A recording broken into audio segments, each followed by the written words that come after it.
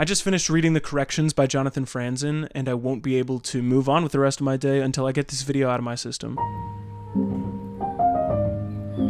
The Corrections is a novel about a family. The father is suffering from Parkinson's and worsening dementia, and the mother wants to get all of her children back to their house for one last Christmas.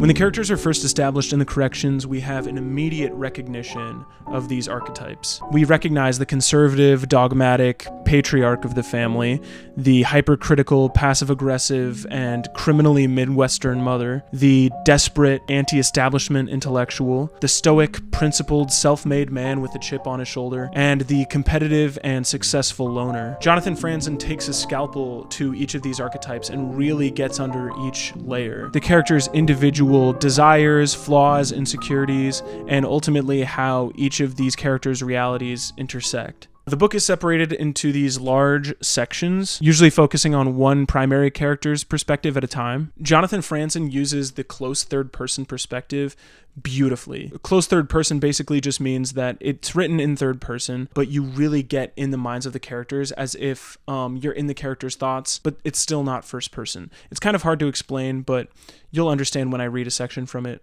in a bit. It gives you all the information on the interiority of the characters' lives and how they feel about any given situation, but it is still able to maintain the author's use of comedy and wit. I'll read an example from the book to give you an idea of what I mean by that. So in this part of the book, one of the sons, Gary, has just had a big fight with his wife, Caroline, about going home to see his family this Christmas. Caroline doesn't want to go. He thinks that they should go. And so here's what happens. In the first hours and days following Gary's big Sunday blowout with Caroline 3 weeks ago, both he and she had made overtures of peace.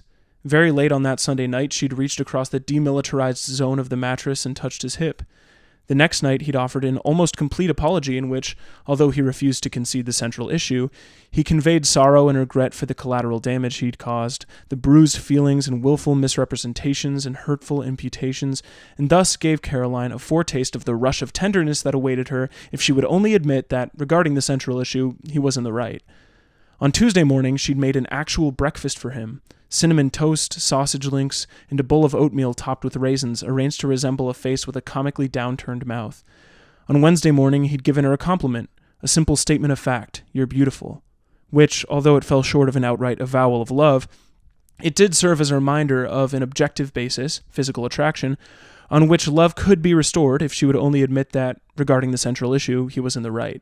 So I think that should give you a sense of his comedic sensibilities and the way that he's able to get inside of the heads of the characters using words like demilitarized zone of the mattress to depict this fight between them as a war. And the whole chapter is written as if it's a war, and there's talk about assembling troops or the children against either parent. It's really smartly written and really funny. Tragedy and comedy are one and the same in this book. The sometimes horrible, cringe-inducing situations that the characters find themselves in this book are somehow simultaneously hilarious and farcical, which is actually a theme that's acknowledged later on in the book. And it's as if the narrative style is both commiserating with the characters and also kind of laughing at them, but surprisingly it doesn't feel cruel.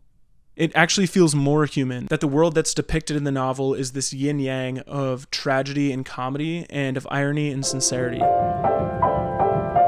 Maybe the ultimate example of the irony and sincerity dichotomy is in the theme of The Corrections. Each of the three siblings is warring against the sins of the parents. The resulting corrections end up, ironically, not helping things at all. But the desire for these corrections is valid because, the parents don't have the best life either, and they're equally troubled, and they have certain disappointments and sadnesses in their own ways. The book is ultimately exploring the validity of the delusion of these corrections, of self-correction, of hereditary correction, of societal correction. Of course, there's also the parallel to stock market corrections and many other meanings of the corrections. But the book is funny, it's heartbreaking, it is intelligent, and it's consistently engaging despite shifts in perspective, time jumps, the sheer volume of the book. It's like 567 pages, at least my version is, and lack of traditional chapter breaks. The sections will go on for over 100 pages, usually focusing on one character, but not always. And I was so shocked that wasn't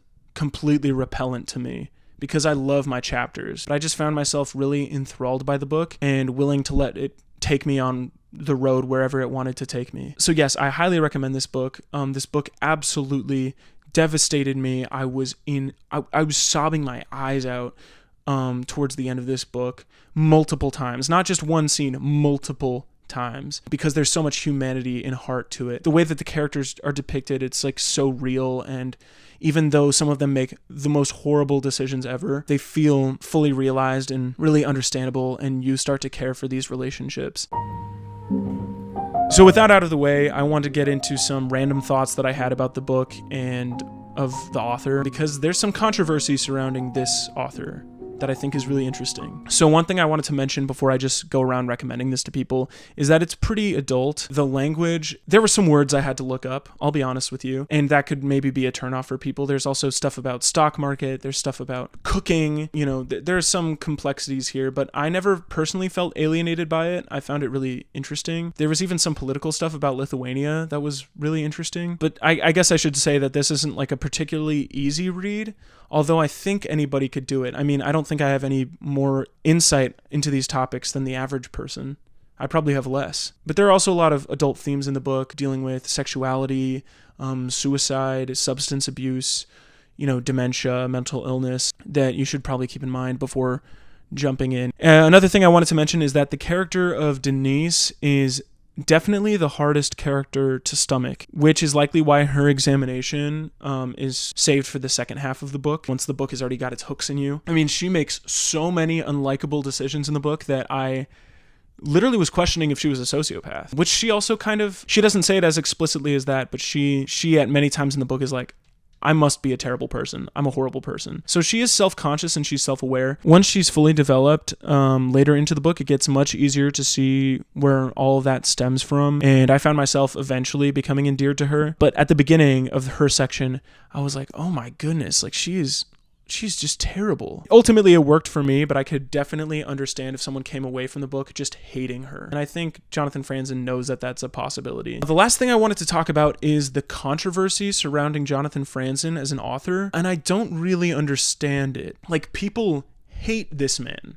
They hate this man. There is some explanation to that, and there's some backstory to that. So his book was selected by Oprah to be in Oprah's book club, which was, a big thing for popular books at the time. Jonathan Franzen made some comments about the other books that are typically chosen to be in Oprah's book club, and they just gave off the vibe that his book is more sophisticated than the books that are typically given the Oprah book club treatment, and basically that he was surprised that his book would be considered for that title. I definitely think it makes him come across as snobby, and Franzen himself had apologized and said that he wished he worded things differently. But yeah, it definitely makes him seem like he's afraid of not being cool, or his book not being cool for like the Pulitzer people, or I don't know, high art elitists. But still to this day, when the author is brought up, I mean, I've seen so many comments saying that he's overrated or pompous or pretentious, and I truly just don't see that in his work, at least from this book. Is it because his books have big words in them? Is it because he seems to be confident in the strength of his work? Is it because he kind of talks like Sheldon from The Big Bang Theory if he was given tranquilizers? A lot of private school kids. I mean, wow.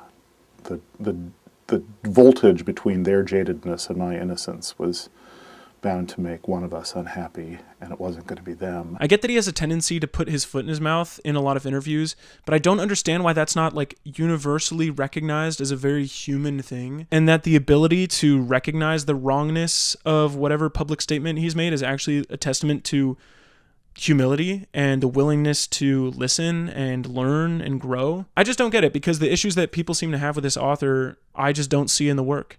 And I truly don't. And from like interviews I've seen quite a few interviews of him. He just seems like a guy like with problems, like everybody has problems. Anyway, I just had to get all that stuff out of the way. I really, really highly recommend this book. I've been thinking about it. I'd have to go through all the books I've read in this category, but just off the top of my head, I have to say, I think this might just be my favorite book that has been published in the 21st century.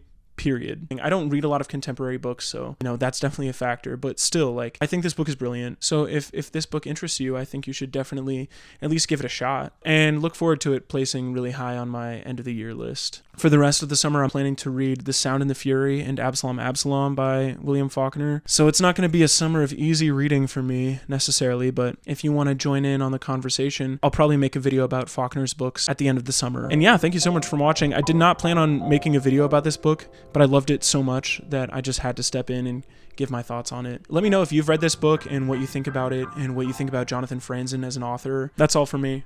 Go read this book. Thank you.